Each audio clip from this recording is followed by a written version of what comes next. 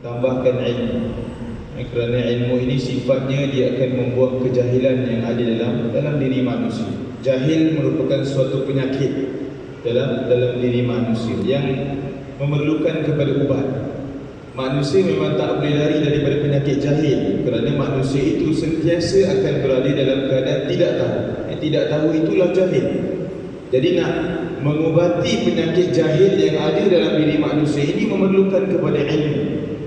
Dan inilah mekanisme ataupun medium yang ada untuk kita tuntut ilmu. Antaranya adalah menghadiri majlis-majlis ilmu. Adapun banyak lagi cara-cara yang lain, medium ataupun tempat-tempat yang lain untuk kita dapatkan ilmu, maupun fizikal ataupun secara online, offline dan sebagainya. Terlampau banyak kaedah yang boleh kita dapat pada zaman sekarang ini, zaman pendigitalan ataupun zaman digitalization. Dan saya minta maaf kerana terlewat tadi menghadiri solat jenazah di Ampang juga, di Surau Firdaus PPR Ampang Hilir. Senior saya di Mesir, umur muda lagi, 35 tahun, Ustaz Faiz. Mungkin boleh jadi dia mungkin pernah lah juga berkuliah di sini sebagai ustaz ganti dan sebagainya. Duduk di Taman Dagang sahaja, dekat. Anak kecil-kecil lagi. Allahu Akbar. Semoga Allah menempatkan arwah di tempat yang bersama-sama dengan para salihin. Jadi insya-Allah pada malam ini kita akan sambung perbincangan kita berkaitan dengan ayat Ar-Rahman dan juga Ar-Rahim. Secara mukaddimah kita berada pada fasa kita sebut sebagai fasa ni lah. Semua orang akan ada benda ni lah. Fasa-fasa pengundian. Kita baru saja selesai pilihan raya umum ke-15 negara kita. Jadi orang yang tak ada benda ni dia jadi pelik sikit lah. Dia jadi macam aku ni mengundi tapi aku undi pos. Dia kalau petugas-petugas SPR dan sebagainya, mereka tidak adalah calitan ataupun dakwah di tangan ini. Jadi selesai kita tunaikan tanggungjawab kita pada negara kita dengan mengundi. Mudah-mudahan amalkan doa Allahumma walli umurana khiyarana wa la tuwalli umurana shirarana. Allahumma ja'al wilayatana fi man khafaka wattaqaka ya rabbal alamin. Mudah-mudahan kita dapat pemimpin yang baru, pemimpin yang bertakwa, pemimpin yang takut kepada Allah, yang boleh menyelesaikan segala bentuk konflik ataupun permasalahan yang ada di negara kita. Mudah-mudahan sebelum jam 2 petang esok kita dapatlah kerajaan yang baru. Dan mudah-mudahan orang semua tengah tunggu cuti umum je. Dapat kerajaan baru, dapatlah cuti umum. Selagi mana tak bentuk kerajaan baru, tak dapatlah cuti umum. Ingat hari Isnin tak dapat juga, Selasa pun tak dapat juga. Jadi tunggulah hari Rabu ataupun hari Khamis lah. Mudah-mudahan semuanya dapat diselesaikan dengan baik. Cumanya bila kita sebut mengenai politik, kita perlu faham fundamentalnya, secara asasnya bagaimana sebenarnya politik dalam Islam, bagaimana sebenarnya kepimpinan dalam Islam, bagaimana nilaian politik di sisi Allah Subhanahu wa taala, bagaimana Allah menggariskan politik dalam Al-Quran, bagaimana Nabi mengajar politik. Jadi kita perlu lihat itu dahulu sebelum nak melihat kaedah-kaedah politik mengikut negara, demokrasi dan sebagainya, republik dan sebagainya. Perlu lihat dahulu bagaimana sebenarnya Islam mengajarkan kita berkaitan dengan politik. Bila fundamental kita dah ada, baru kita akan tahu. Sebab apa menjadi satu, orang kata duka cita lah kita sebut pada zaman kita, lahirnya golongan yang membenci kepada politik, anti kepada politik, tak suka kepada politik. Jadi mereka yang benci kepada politik ini kebiasaannya memang tak akan pergi mengundi, ataupun dia pergi mengundi dia berundi rosak. Saya terlibat dengan SPR untuk kiraan undi. Bila mengundi undi macam-macam pattern dia jumpa. Ada yang pangkah semua. Pangkah semua ni memang undi rosak lah. Ada yang paling hebat sekali tambah kotak dekat kertas undi, tulis nama sendiri, pangkah. Dia protes, dia kata aku tak setuju dengan semua calon, aku undi di sini. Ada yang mungkin setuju dulu, ada yang liquid, dia dah undi, dia liquid balik, dia undi tempat lain. Undi rosak. Semua itu adalah undi-undi yang undi rosak lah, tak liquid. Jadi ilmu pun perlu ada, kefahaman pun perlu ada, technical operational pun perlu kita tahu bagaimana bunyi kaedah dia, cara dia, mana yang dikira sebagai undi rosak dan sebagainya. Jadi kita sebut ramai sebenarnya yang benci dan anti kepada politik. Bahkan kebencian kepada politik ini bukan berlaku pada zaman kita sahaja. Kebencian kepada politik ini berlaku zaman dahulu pun dah ada. Saya tak ingat ada seorang ulama antara 3 khilafah pada zaman khilafah Umayyah, Abbasiyah ataupun Osmaniyah. Ada seorang ulama ini dia membenci, tahap benci dia kepada politik, sampaikan hari-hari dia akan berdoa, Allahumma inni a'udzubika minasyaitani wassiyasah. Ya Allah, aku berlindung padamu ya Allah daripada syaitan dan juga politik. Dia letak politik tu sama ranking dengan syaitan. Macam mana syaitan tu merosakkan manusia, begitulah politik tu merosakkan manusia. Betapa bencinya, bukan orang awam, ni ulama pada zaman dulu membenci kepada politik sampai hari-hari doa benci kepada politik. Adakah betul itu kaedah yang diajarkan oleh Islam? Dan sebenarnya kita ada banyak orang, kenapa mereka benci pada politik? Kebanyakannya kerana melihat kepada ahli politik yang mungkin banyak terlibat dengan salah laku, penyelewengan dan sebagainya. Kebanyakannya begitu. Ada yang benci kepada politik kerana dia terpengaruh dengan pengaruh-pengaruh luar yang mengatakan politik ini hanya bersifat dalaman, kerohanian. Ada yang membenci politik mengikut kepada konsep. Dia berpegang kepada satu prinsip, selagi mana politik Malaysia ni tak mengamalkan kaedah politik Nabi Muhammad sallallahu alaihi wasallam, aku takkan politik. Kaedah Nabi berpolitik menggunakan sistem syura. Berbeza dengan kaedah kita, demokrasi. Jadi dia kata selagi mana tak guna syura, aku tak nak berpolitik. Habis kesudahan dia, orang-orang yang tak ada kelayakan lah yang akan mengisi tempat-tempat berpolitik. Jadi selari dengan khutbah di Selangor pada baru-baru ini, kewajipan kita mengundi, kewajipan kepada setiap rakyat. Dan alhamdulillah telah selesai. Dan cuma ada 2 parlimen sahajalah. Bayangkan ketika mana kita sedang mengundi di Parlimen Barang di Sarawak, mereka banjir. Bayangkan tengah-tengah mengundi, tak boleh nak mengundi, banjir, tak boleh nak proceed. Dengan di Padang Serai, ahli parlimennya meninggal dunia. Jadi itu antara ujian-ujian. Pengalaman saya juga 2 minggu lepas, kita baru balik daripada Marudi, satu tempat di Sarawak. Mungkin kalau orang Sarawak dah tahu lah. Jadi time tu kami daripada korporat, dia join sekali dengan JAKIM. Kita pergi ke tempat-tempat perkampungan lah, untuk melawat, memberi sumbangan dan sebagainya. Jadi ada satu tempat ni nama dia Benawar. Dia dekat dalam Marudi, bawah lagi Benawar. Nak pergi ke Marudi ni, daripada Miri, kita turun dekat flight Miri, daripada Miri nak pergi ke Marudi, dia akan ada satu tempat kena naik ferry. Dia tak ada jalan darat. Tak nak kena naik ferry, bayar RM1 naiklah ferry. Tapi dekat je lah. Daripada Marudi tu pula, tu pekan lah, nak ke Benawar, dia kena naik boat 1.5 jam. Kita tak pula muda lagi, bayangkan pakcik-pakcik memang tak sedap badan lah. 1.5 jam, pergi 1.5 jam balik. Tak ada jalan darat nak ke tempat tersebut.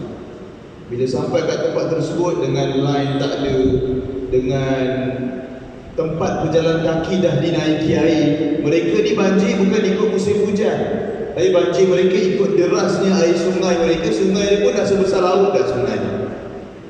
Jadi kalau deras air yang lalu ke tempat mereka, akan naiklah air walaupun tak hujan. Dengan line tak ada, dengan elektrik guna genset ataupun guna generator. Baru ni dapat sumbangan solar. Kalau pergi tengok sekolah dekat sana, SK Benawar, ya Allah, sedih. Nak dibandingkan dengan sekolah yang ada di KL dengan Selangor, amat jauh beza.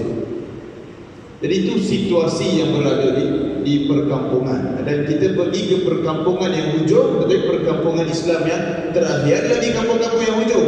Cuma di kampung itu di kampung-kampung orang Kristian. Sarawak ni dia 30% sahaja orang Muslim, minoriti, majoritinya non-Muslim. Tapi alhamdulillah, keharmonian yang ada di Sarawak, orang Islam yang boleh menjadi premier ketua menteri lah, dan TYT-nya pun masih lagi orang Islam. Itu keharmonian yang ada di Sarawak. Jadi kita bila mana duduk di bandar, kadang-kadang kena pergi tempat-tempat macam tu untuk mengingatkan balik, ada lagi sebenarnya mereka yang tak senasib dengan kita. Ada anak-anak kita yang bersekolah yang tak senasib dengan anak-anak kita. Anak-anak kita lengkap peralatan, Siap ada kelas ada aircon, ada sekolah yang ada aircon lagi. Berbeza dengan beberapa kawasan sekolah di pedalaman. Pedalaman ni KPM digariskan ada 3 jenis pedalaman, P1, P2 dan P3. P3 ni lah paling kritikal sekali. Dia tak ada jalan darat, dia kena ikut bot dan sebagainya. Ataupun dia ada jalan darat tapi kena naik 4-wheel. Lalu ladang sawit lah, apalah macam-macam. Itu antara cabaran-cabaran yang perlu dilalui di sana. Dan bila kita sebut mengenai kuasa politik, kita boleh lihat bagaimana negara-negara yang tidak ada kuasa politik. Contohnya di Palestin yang terdekat, hari-hari kadang-kadang kita digemparkan dengan serangan di Masjid Al-Aqsa. Mereka tidak dapat menganut agama Islam dengan baik, dengan sempurna, dengan bebas, tak macam kita. Dan ada negara-negara yang azan tak boleh keluar daripada masjid, dia kena azan dengar dalam masjid sahaja. Jadi ketika mana Islam itu menjadi minoriti, kebiasaannya Islam itu ditindas. Di India, di Fatani, kesan di Bosnia yang telah menjadi sejarah. Berbeza dengan Islam memegang tampuk pemerintahan. Ada kuasa politik, komuniti lain, agama lain, semua dalam keadaan sejahtera. Bagaimana Islam mementingkan keharmonian dalam sesebuah negara. Berbeza dengan agama-agama lain yang kemungkinan bila mereka memegang kuasa, contohnya di India, mereka sampaikan melarang perempuan-perempuan Muslim memakai tudung dan berbagai lagi bentuk-bentuk penindasan yang berlaku. Jadi sebab itulah kuasa politik, sebab itulah mereka yang membenci kepada politik ini bahaya. Kerana ramai sebenarnya di luar sana yang memihak kepada Islam liberal, yang memihak kepada Islam yang acuan-acuan daripada barat dan sebagainya. Mereka nak memegang pemerintahan, nak ada kuasa. Kerana ada kuasa itulah dia boleh buat, dia boleh implement benda-benda yang lain. Dia boleh menghalalkan LGBT, dia boleh menghalalkan perkahwinan sejenis. Sebab itulah kalau kita lihat, dia ada satu komuniti yang memperjuangkan perkara ini. Mereka cuba untuk mengubah akta-akta yang ada dalam negara kita untuk membolehkan kahwin sejenis, untuk mengharuskan LGBT dalam negara. Mereka dah bijak. Bukan semata-mata buat demonstrasi tepi jalan dan sebagainya, tidak. Tapi mereka cuba nak menguasai pemerintahan. Itulah antara rantai-rantai untuk mereka membantu memudahkan agenda-agenda mereka. Tetapi kita pula ada segelintir kita benci kepada politik, tak nak terlibat dengan politik dan sebagainya. Ini amat-amat bahaya. Bila kita lihat kepada dalam buku Fiqhud Daulah ataupun Siasat Syariah, kitab-kitab yang membincangkan pemerintahan dan politik dalam Islam, banyak sebenarnya menitik beratkan keterlibatan Islam atau Muslim itu ke dalam bidang politik. Tetapi perlu memenuhi ciri-ciri yang ada. Inna khaira man ista'jarta al-qawiyyul amin. Dua ciri utama yang Islam gariskan untuk menjadi pemimpin: al-qawi dengan al-amin, kemampuan dan juga amanah, ataupun bahasa kita sekarang integriti. Itu yang semakin hilang sebenarnya. Jadi mudah-mudahan sebelum 2 petang esok kita mendapatlah kerajaan yang baik, kerajaan yang stabil dalam negara kita, boleh pelihara negara, agama, bangsa, pulihkan ekonomi kita dan bermacam-macam lagi perkara yang lain. Jadi kita sambung perbincangan kita berkaitan dengan ayat ketiga dalam surah Al-Fatihah, Ar-Rahman dan juga Ar-Rahim. Perbincangan kita sebelum ini, Ar-Rahman dan Ar-Rahim, kita kaitkan dengan bulan Maulidur Rasul. Kerana ketika mana kita membincangkan sifat Ar-Rahman dan juga Ar-Rahim, dia terkait dengan satu ayat, wa ma arsalnaka illa rahmatan lil alamin. Tidak aku utuskan kamu wahai Muhammad melainkan rahmatan lil alamin, sebagai rahmat bagi sekalian alam. Rahmat itulah kata dasar bagi sifat Ar-Rahman dan juga Ar-Rahim, yang membawa maksud kasih sayang, yang membawa maksud belas kasihan, ihsan Allah Subhanahu wa taala kepada hamba-hamba. Dan bila kita sebut Ar-Rahman dan juga Ar-Rahim, ada perbezaan antara Ar-Rahman dan juga Ar-Rahim. Bahkan kita bincang juga pada bulan lepas, kenapa antara 99 nama-nama Allah meletakkan 2 nama ini pada ayat pertama dalam Al-Quran. Bismillahirrahmanirrahim, ayat pertama dalam Al-Quran. Dan kenapa diulang kembali pada ayat ketiga, Ar-Rahman Ar-Rahim? Adakah tidak memadai dengan ayat pertama Allah sebut Allah yang Maha Pemurah Jadi kenapa Allah mengulang kembali pada ayat ketiga? Kerana merujuk kepada ayat kedua, Alhamdulillahirabbil alamin. Kita telah bincang dengan detail pencerahan yang tersirat daripada segala puji bagi Allah Tuhan sekalian alam. Bila Allah menyebutkan Allah itu Tuhan sekalian alam, di sana seolah-olah ada satu penegasan. Akulah yang terhebat, akulah yang paling berkuasa sekali. Allah nak sebut tersirat daripada Rabbil Alamin. Kemudian Allah datangkan ayat berikutnya, Ar-Rahman Ar-Rahim. Para ulama menyebutkan selepas Allah menyebutkan kekuasaan Allah pada semua alam, Allah datangkan kelegaan kepada hamba-hambanya, Ar-Rahman Ar-Rahim. Di samping Allah itu yang maha berkuasa, yang maha hebat, yang maha perkasa, Allah juga maha penyayang, Allah juga maha pemurah. Satu kelegaan. Bila mana kita membaca Al-Fatihah, kita menghayati satu persatu ayat dalam Al-Fatihah ini, kita akan dapat menjiwai. Baca ayat pertama, kita akan rasa gerun, akan rasa gemetar. Betapa besarnya, betapa hebatnya kuasa Allah merentasi segala alam. Bila baca ayat kedua, lembut balik hati kita. Allah ni penyayang, Allah ni pemurah, Allah ni pengasih. Kita akan baca. Betul lah, penghayatan itu amat penting.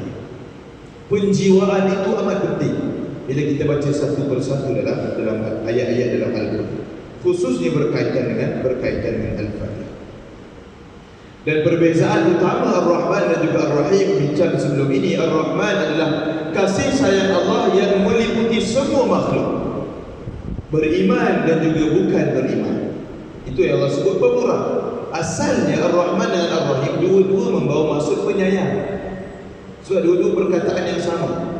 Tetapi para ulama mentafsirkan Ar-Rahman itu sebagai pemurah, kerana pemurahnya Allah Ta'ala, kasih sayang Allah itu bukan sahaja untuk orang beriman, tetapi meliputi juga untuk orang yang tidak beriman.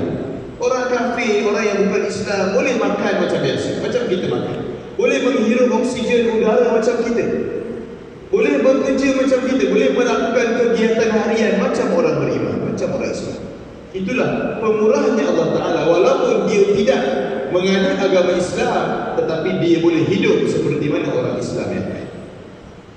Datangnya Ar-Rahim. Ar-Rahim itulah penyayang Allah itu khusus bagi orang-orang beriman. Dan tempat Ar-Rahim ini disebutkan para ulama di hari akhirat nanti. Ketika mana orang beriman itu ditempatkan di dalam syurga, orang tidak beriman ditempatkan di dalam neraka, takut-takut ditimbulkan. Bukankah Allah ni maha penyayang? Kenapa nak masukkan orang dalam neraka? Tentu tidak valid. Kerana di hari akhirat nanti digunakan, diaplikasikan Ar-Rahim. Penyayang Allah itu hanya pada orang beriman. Kerana orang beriman sahaja akan dimasukkan ke dalam syurga. Manakala orang yang tidak beriman akan dimasukkan ke dalam neraka. Bahkan orang yang beriman, yang berdosa juga akan dimasukkan ke dalam neraka, dicuci segala dosa-dosanya, barulah akan dimasukkan ke dalam syurga. Itu flow ni. Jadi pemurahnya Allah Ta'ala itu hanya ada di atas dunia ini sahaja. Bila mana masuk di hari akhirat, penentuan masuk syurga dan neraka, kasih sayang Allah itu hanya pada orang beriman, hanya pada mereka yang menganut agama Islam. Itu perbezaan utama Ar-Rahman dan juga Ar-Rahim. Dan bila kita lihat Ar-Rahman dan juga Ar-Rahim ini, satu hadis Nabi yang boleh kita ambil sebagai pedoman dalam diri kita. Nabi bersabda dalam satu hadis, "Inna lillahi mi'ata rahmah, faminha rahmatun biha yatarahhamul khalqu bainahum wa tis'atu wa tis'una liyaumil qiyamah." Menarik hadis ini. Sesungguhnya Allah mempunyai 100 rahmat, maka satu rahmat daripadanya diberikan semasa di dunia, yang dengan rahmat itu seluruh makhluk berkasih sayang, sementara 99 rahmat lagi disimpan untuk hari akhirat. Hebat.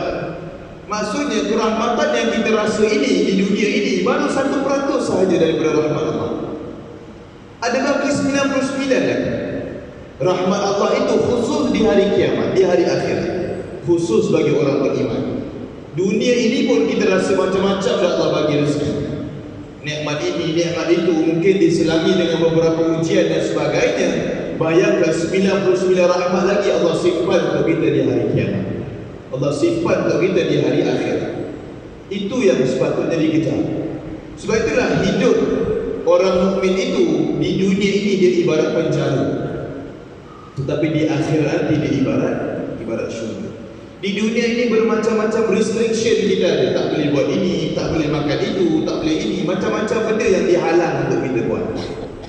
Tak boleh minum arak. Dalam keadaan kita masuk ke dalam syurga nanti, kita boleh minum arak. Arak itu dalam bentuk sungai lagi dekat syurga nanti. Allahu Akbar. Hebat kurniaan dan nikmat Allah. Berkat kesabaran kita, dengan 1% yang Allah bagi kerahmatan itu, kita akan dapat ganjaran 99% lagi di hari akhir.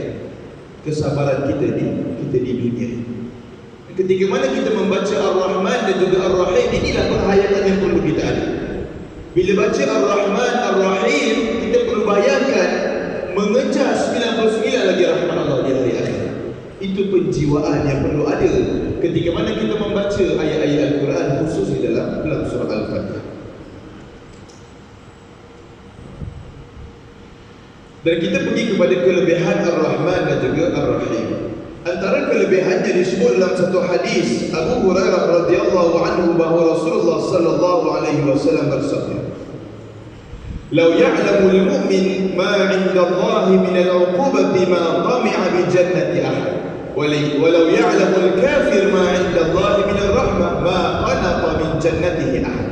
Jika seseorang mukmin tahu hukuman yang ada di sisi Allah, tentulah tiada seorang pun yang mengimpikan syurganya. Jika orang kafir tahu rahmat yang ada pada Allah, tentulah tiada seorang pun yang berputus asa untuk memperolehi syurganya. Jadi daripada hadis ini sebenarnya, kalaulah awal-awal lagi dekat dunia ini lagi Allah dah tunjuk dah hukuman-hukuman orang yang menentang Allah, hukuman-hukuman orang yang melakukan kemaksiatan kepada Allah. Nescaya semua manusia bertaubat. Siap-siap semua tak keluar pergi kerja, semua duduk masjid surau. Tak nak kerja dah. Sebab apa? Nampak depan mata orang yang tak solat, orang yang buat kemaksiatan dan sebagainya. Tapi itulah realiti kehidupan. Disebut dalam Al-Mulk, "Huwallazi khalaqal mauta wal hayata liyabluwakum ayyukum ahsanu amala." Allah ciptakan kehidupan dan juga kematian itu satu saja tujuan. Liyabluwakum, untuk menguji kamu. Ayyukum ahsanu amala, mana antara hamba-hambaku ini yang paling banyak, paling baik, paling berkualiti amal ibadah. Antara tujuan penciptaan manusia, untuk Allah menguji. Tujuan penciptaan manusia ini kita ringkaskan, dia ada beberapa. Pertama, wa ma khalaqtul jinna wal insa illa liya'budun. Yang pertama, tidak aku jadikan jin dan juga manusia ini illa liya'budun, untuk sembah. Pertama, manusia diciptakan untuk sembah Allah, untuk ta'abbud kepada Allah. Jadikan Allah itu sebagai matlamat utama dalam kehidupan kita. Itu tujuan utama manusia diciptakan. Dan juga makhluk-makhluk yang lain. Tetapi berbeza manusia ini dengan makhluk yang lain. Manusia dia ada peranan yang kedua. Wa idh qala rabbuka lil malaikati inni ja'ilun fil ardi khalifah. Ini juga ayat berkaitan dengan politik, berkaitan dengan kepimpinan. Allah berfirman kepada para malaikat dalam surah Al-Baqarah, Allah nak menjadikan di bumi ini khalifah, satu ciptaan. Untuk apa itu khalifah? Tafsir menyebutkan iqamatud din wa siyasatud dunya. Iqamatud din, dia mendirikan agama. Wa siyasatud dunya, siasat itu politik. Dan dia urus takbir agama dengan dia urus takbir dunia ini dengan agama tersebut. Siyasatud dunya. Itu peranan kedua manusia. Selain dia kena beribadah kepada Allah, dia kena urus takbir dunia. Dia kena terlibat dengan politik, terlibat dengan pemerintahan, terlibat dengan urus takbir. Bila sebut politik, jangan kita bersikap skeptikal. Politik itu hanya politik negara. Tidak. Hadis menyebutkan kullukum ra'i wa kullukum mas'ulun an ra'iyah. Tiap-tiap kamu adalah pemimpin dan kamu bertanggungjawab terhadap apa yang kamu pimpin. Hadis menyambung. Kamu sebagai seorang pimpinan, kamu bertanggungjawab terhadap rakyat yang kamu pimpin. Kamu seorang suami, kamu bertanggungjawab terhadap ahli keluarga yang kamu pimpin. Kamu sebagai istri, kamu bertanggungjawab ketika mana ketiadaan suami untuk menjaga maruah, menjaga rumah, menjaga anak-anak. Bertanggungjawab terhadap apa yang kamu pimpin. Kamu sebagai seorang pekerja bertanggungjawab terhadap pekerjaan tersebut. Jadi tiap-tiap kamu ada pemimpin. Setiap kita ini sebenarnya terlibat dengan kepimpinan, terlibat dengan politik. Bezanya skop kepimpinan itu berbeza. Ada kepimpinan dalam rumah, ada kepimpinan dalam komuniti masyarakat, persatuan penduduk dan sebagainya. Ada kepimpinan dalam masjid surau, ada kepimpinan di tempat kerja melibatkan chairman, melibatkan board of director, dan yang seumpama dengan ada kepimpinan berskala besar melibatkan negara ataupun melibatkan global, melibatkan dunia. Jadi semua itu skopnya, bidangnya berbeza-beza, tetapi semua akan terlibat dengan kepimpinan. Abang bertanggungjawab terhadap adik dan sebagainya. Jadi sebab itulah tiap-tiap kita ini terlibat dengan kepimpinan. Tiap-tiap kita ini ada amanah yang perlu ditunaikan sebagai pemimpin. Idza dhayyi'atil amanati fantadhiris sa'ah. Amaran yang Nabi sebut dalam hadis, ketika mana amanah itu disia-siakan, fantadhiris sa'ah, tunggulah saat kehancuran yang akan menimpa kamu. Ancaman daripada Allah Subhanahu wa taala ketika mana disia-siakan amanah yang ada dalam diri, tak tunaikan tanggungjawab dengan baik. Jadi sebab itulah peranan kedua manusia ini, kalau melibatkan negara, melibatkan individu-individu tertentu. Dan juga kalau skop yang makin kecil, contohnya anak-anak kita, ada yang menjadi ketua kelas, ada yang menjadi pengawas, ada yang menjadi pusat sumber, pembimbing rakan sebaya dan sebagainya. Kena terapkan ayat ini. Melibatkan tanggungjawab kita sebagai seorang pemimpin. Kecil-kecil lagi kena terapkan. Amanah itu perlu dilaksanakan dengan sebaik.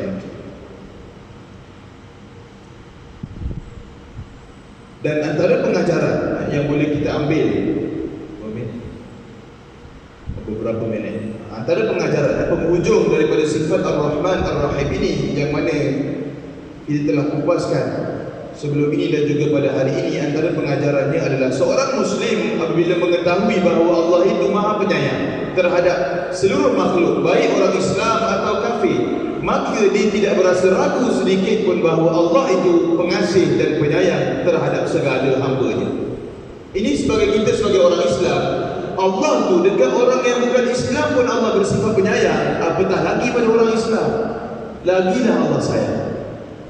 Jadi ketika mana kita ditimpa mungkin dengan pelbagai bentuk ujian dari sudut kewangan, ujian dari sudut kematian, ujian dari sudut-sudut yang lain, perlu kita ingat Allah itu yang Maha Penyayang.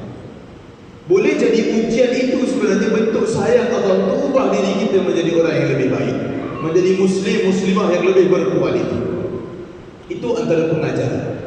Itulah bila kita baca Ar-Rahmanir Rahim dalam salat ataupun dalam mana-mana tempat, buka meeting dan sebagainya, penghayatan beginilah yang perlu.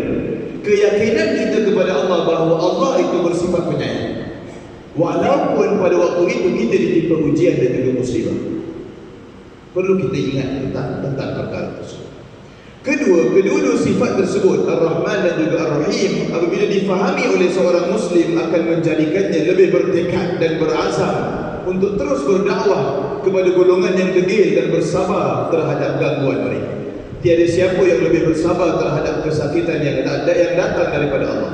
Namun begitu, Allah Maha Penyayang. Berapa ramai yang melakukan kemaksiatan, berapa ramai yang melakukan kemungkaran, berapa ramai yang mensyirikkan Allah. Kalau ikutkan Allah boleh sahaja nak memberi kemurkaan kepada semua, memberi balasan, memberi azab kepada semua. Tapi tidak. Ada ruang-ruangan yang Allah berikan kepada manusia untuk bertaubat. Ada ruangan-ruangan yang Allah berikan kepada manusia untuk kembali, untuk insaf terhadap apa yang telah dilakukan. Dan disebut di sini sebagai seorang pendakwah. Pendakwah ni bukan merujuk kepada ustaz-ustazah saja, tidak. Setiap daripada kita ini sebenarnya perlu ada jiwa pendakwah. Kena ajak jiran-jiran kita datang salat sekali di masjid, ramaikan lagi. Nampak kemungkaran, dia buka aurat, kena tegur. nampak mungkin jiran kita, masyarakat ataupun ahli keluarga kita sendiri pakai pakaian yang ketat dan sebagainya, perlu tegur. Man ra'a minkum munkaran, disebut dalam hadis Nabi, sesiapa yang nampak sesuatu kemungkaran falyughayyirhu biyadihi. Bukan ustaz yang nampak kemungkaran itu, tidak. Hadis menyebutkan sesiapa yang nampak sesuatu kemungkaran, merujuk kepada peranan setiap individu yang ada, bukan hanya kepada golongan-golongan tertentu. Setiap kita perlu ada jiwa pendakwah untuk ajak orang melakukan kebaikan. Jangan ustaz kita bagi dekat tabligh je lah buat ni. Tabligh kan ada? Tidak sebenarnya. Yang betul itu antara yang dilakukan oleh golongan tabligh, tetapi peranan itu sebenarnya perlu ada sebenarnya, dan perlu dimulakan dalam keluarga kita dahulu. Kita tanya satu soalan, azan subuh, berapa ramai dalam ahli keluarga kita yang tak bangun solat subuh? Tanya tu cukup lah.